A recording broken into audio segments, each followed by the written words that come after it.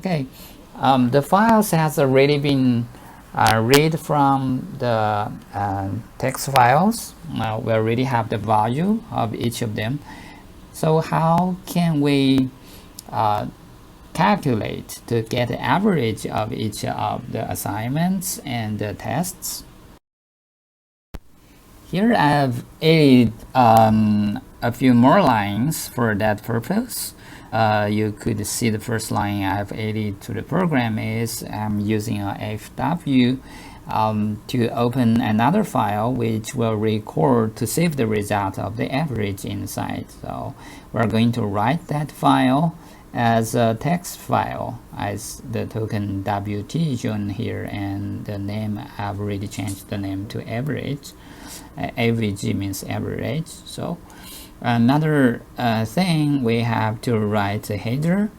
So this is a way to do it. We are using the fprintf to write the header into that file.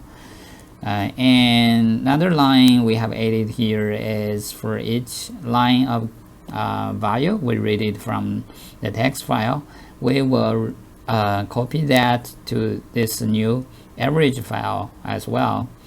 And then here we're indeed calculate the summarization of each of the assignments or tests there with this loop, and also we're counting how many lines we have read it from the original text file. After that, we can use this loop to divide. That's because right now inside this average score, it's a summarization rather than the average, so we have to divide that number of rows we have counted to make it the average.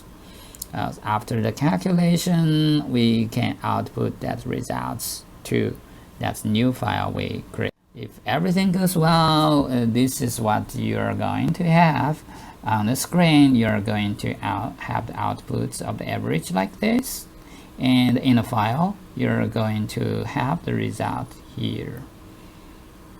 However, it's probably kind of weird because by calculation this average should be 85.2 or something, but right now what you have seen here, it's not that number. So what happened?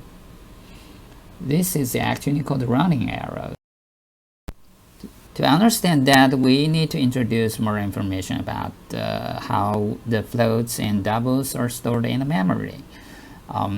Here is how an integer is stored in the memory, which we have introduced in previous lectures.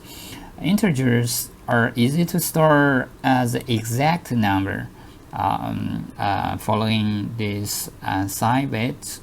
So it's exactly that number in the memory as you read. However, the floats and doubles, that means the real numbers, are represented not exactly the number, but the approximation of them. That means there are three sections for a real number, a floating number, double number.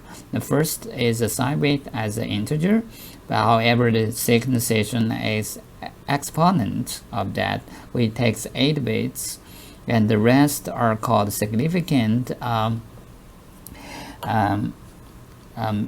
mantissa them, the third section. So it will use this formula to calculate approximation rather than the exact number you're going to store. That means it's going to create some kind of approximation error because it's not the exact number. Anyway, this is complicated way of storing numbers into the memory, but it can help you to store much larger numbers than what we're doing for integers.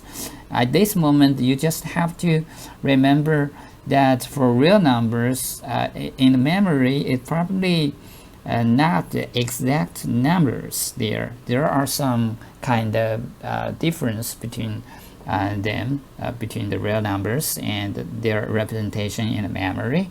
So that's why in the example we're saying that's approximation of 85.19999 or something. It's an approximation rather than the correct answer of 85.2. So it depends on the so-called precision. That means how many bits you're used to say to approximating that number. The more bits, the higher precision of them. For float number, that's almost the precision you can have. However, for double numbers, you can have higher precision. That's the reason the float number is called a single precision. A double number I call the double precision. With that knowledge, it's very simple. We can replace the float with the double as shown here. It's just a simple replacement. And also, because we are using double, you have to change the token to LF rather than the F. So this almost everything you have to do by increase. So if everything goes well, you will see the result here. Right now you will see the average gets right number already. Not like the float, because it's with double precision rather than single precision.